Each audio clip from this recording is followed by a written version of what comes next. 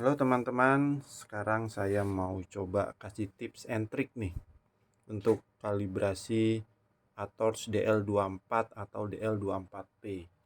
Ini alat super banget ya. Saya udah pakai ini cukup lama dan hasilnya juga cukup akurat. Tapi ada tapinya nih. Tapi kita harus kalibrasi dulu alatnya.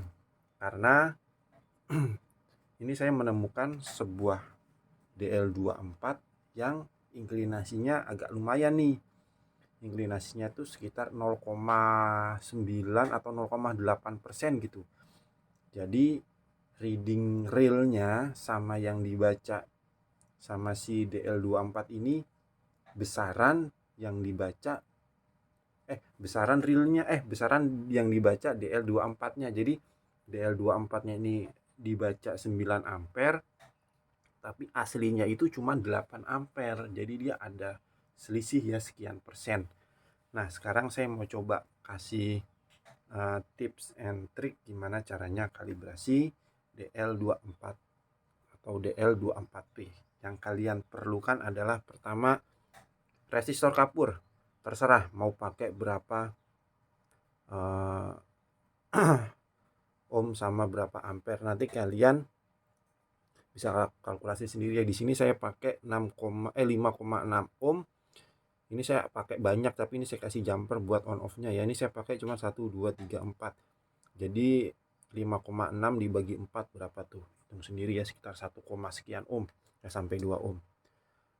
Untuk powernya nih kayaknya 10 watt deh. 10 dikali 4 jadi saya pakai 40 watt. Kedua, kalian butuh multitester yang akurat. Multitesternya juga harus akurat. Jangan sampai kita kalibrasi pakai alat yang tidak akurat. Wah, itu PR banget ya, malah jadi bisa amburadul. Nah, ini kebetulan saya punya ZT102A, ini juga akurat ya, lumayan akurat.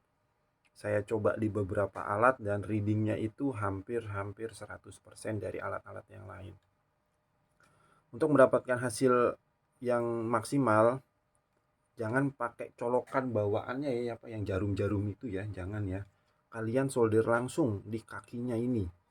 Dan kalau bisa fuse-nya di jumper dulu sementara. Nanti kalau sudah selesai fuse-nya bisa dilepas lagi pakai fuse yang aslinya. Karena kita butuh arus yang benar-benar real, akurat ya. Di sini input outputnya terserah mau kebalik nggak apa-apa, paling ntar beda negatif positif aja ya. Jadi yang satu ini nanti ke power supply, yang ini nanti dia ke DL24P-nya. Lalu kalian butuh power supply.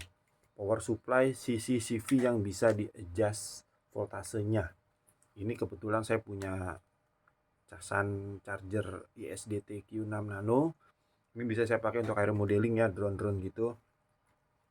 Ini bisa DC power, outputnya bisa kita atur sampai 0,1 volt dan arusnya pun bisa kita atur. Arus sih nggak penting, yang penting nanti voltasenya harus bisa diatur. Jadi kita ngincer arus voltase minimal 3 ampere ya. Syukur-syukur bisa punya yang 10 ampere ya, minimal 5 ampere lah, karena kita butuh kalibrasi di 3 ampere. Habis itu udah itu aja sih. Nah, secara kalibrasinya gimana? Oh ya, untuk menentukan berapa berapa ohm dan berapa volt yang mau kita pakai rumus fisika ya. I sama dengan I sama dengan V per R. Jadi I sama dengan V per R. Jadi ini tadi kan kita pakai berapa ohm tadi ya? Taruhlah 1,5 ohm. Berarti untuk dapat 3 ampere kita butuh sekitar 6 volt. Jadi ini kita siap-siapin dulu di voltase 4 dulu lah. 4 volt dulu, nanti kita bisa adjust sampai ke supaya dapat arusnya di 3 ampere. Oke. Nah, sekarang kita mulai ya. Ini kita colok. Nah, oh iya, ada yang lupa lagi, satu lagi. Ini nanti resistor ini bakal kita colok di belakang dari DL24P nya. Jadi ini ada kaki MOSFET, kita pakai yang tengah dan yang kanan, terserah mau bolak-balik, terserah input output, terserah. Yang jelas ini ya, jangan yang ini dia buat switchingnya. Jadi yang tengah dan yang kanan. Kalau dari bawah gini madep begini ya, tengah dan kanan, jangan sampai salah. Nanti ini yang kita colok ke resistor kapur. Oke, kita mulai ya. Nah, ini yang kita colok ke resistor kapur. Nah, jangan dicolokin power supply dulu. Nah, ini resistor kapurnya.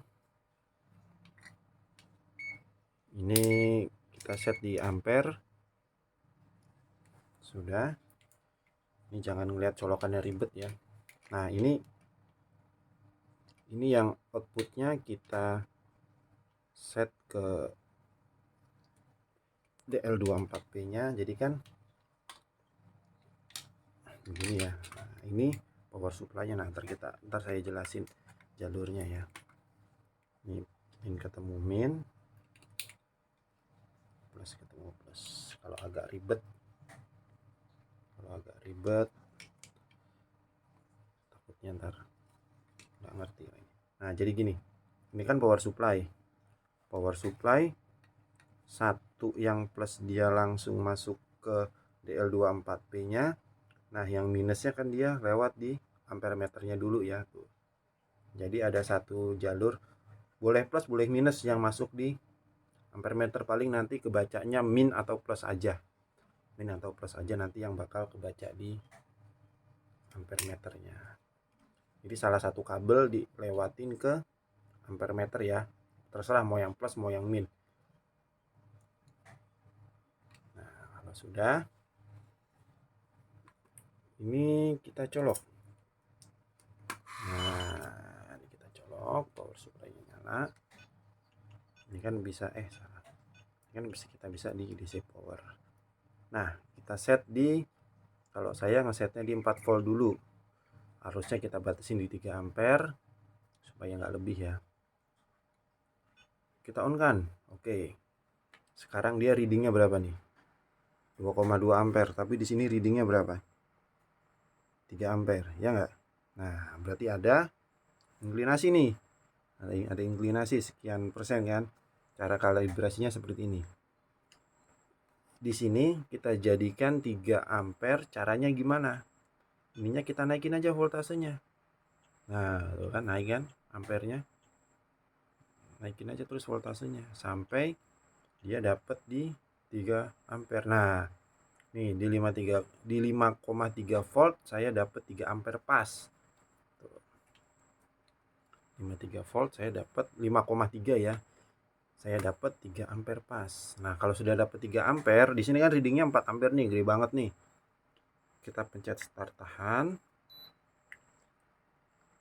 Cari nomor 5, referensi 3 ampere. Nah, kenapa saya set di 3 ampere? Karena dia minta referensinya di 3 ampere. Makanya saya set di 3 ampere. Kalau sudah, kita klik. Nah, coba kita ke depan lagi dengan pencet start tahan. Tuh kan sudah 3 ampere dan 3 ampere. Wah, ini penting banget nih buat kalian yang suka ngecek kapasitas. Jangan sampai kalian ngecek kapasitas pakai alat yang belum terkalibrasi. Wah, itu bahaya banget ya. Jangan sampai ya. Ya, ini untuk kalibrasi ampere meter ya. Jadi alat ini sudah terkalibrasi 100%. Kalau sudah, kita off kan. Nah, ini kita tes coba ya, kita tes dulu ya. Di sini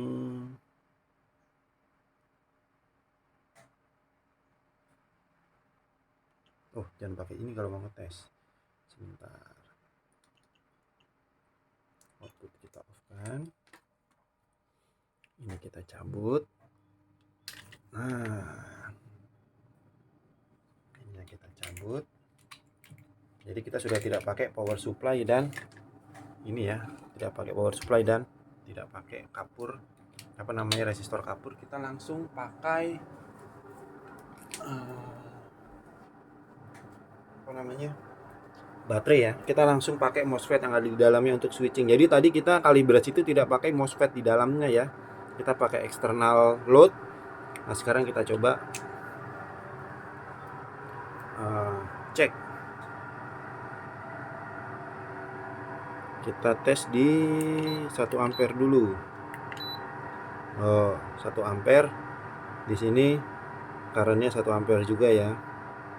Kita naikkan 2 ampere tuh, 2 ampere juga, naikkan 3 ampere, 3 ampere juga, 4 ampere, 4 ampere juga, 5 ampere, 5 ampere juga kan,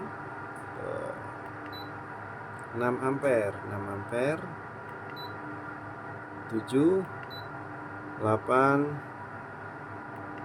9 kan. Kita pakai 9 ampere soalnya multitesternya maksimal 10 ampere, nggak kuat ya. Kalau ada selisih 0,0 sekian itu masih angka wajar ya. Ya sebenarnya paling bagus di tuning semaksimal mungkin, tapi tadi karena power supply saya digitnya voltasenya nggak bisa 0,0 sekian, hanya 0,1 volt. Jadi kalau saya turunkan dia under, kalau saya naikkan 0,1 dia over. Jadi ya begitulah, kalau mau bisa coba variasi di voltase dan di resistansi supaya dapat kalibrasi ampere yang perfect mungkin ya. Itu untuk kalibrasi ampere meter. Kita juga sebenarnya perlu kalibrasi voltase meter ya. Kita perlu kalibrasi voltase meter. Kalau kalibrasi voltase meter sih sebenarnya lebih mudah ya, lebih mudah. Tapi kalau voltase kalibrasi voltase sebisa mungkin kita kabelnya ini sependek mungkin ya. Kalau bisa sependek mungkin. Ini saya kabelnya agak panjang ini, nggak bisa ya. Jadi kalau untuk ini untuk ini aja ya, untuk referensi saja. Kalau mau kalibrasi voltase meter,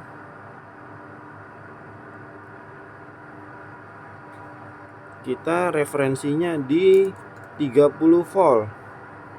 Jadi ini kita step up sampai di 30 volt. Nanti kita klik sama seperti tadi ya. Ini kita set di 30 volt. Ini bisa sampai 30 volt. Ini cuma lama banget ya. Sebentar, ini lama nih, harus pencet-pencet.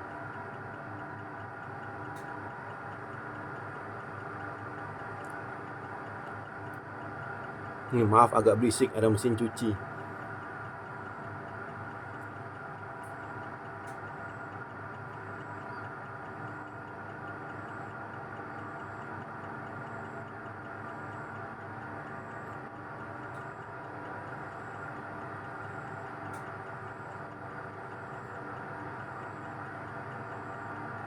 Saya referensi pakai ISDT ini karena ini brand cukup terkenal ya di dunia aeromodeling ya. Chargernya lumayan mahal dan mereka akurasinya juga extremely bagus. Nah ini sudah 30 volt, ampernya terserah mau berapa ampere aja.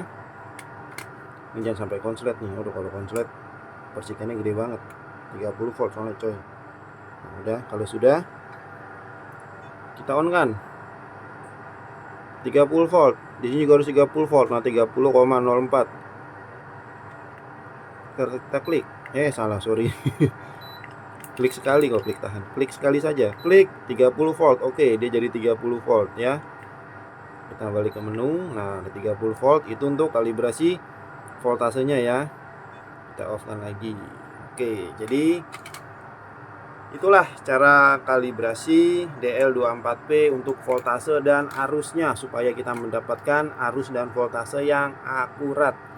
Jadi kalau kita ngetes nggak asal bilang ini sekian ribu mAh, sekian puluh ribu mAh, tapi ternyata alatnya belum terkalibrasi. Wah, itu bahaya banget ya. Jadi ini tips dan trik hari ini untuk DL24P. Penting untuk mengkalibrasi Semoga yang punya alat ini bisa dikalibrasi dan bisa dipakai secara maksimal. Oke,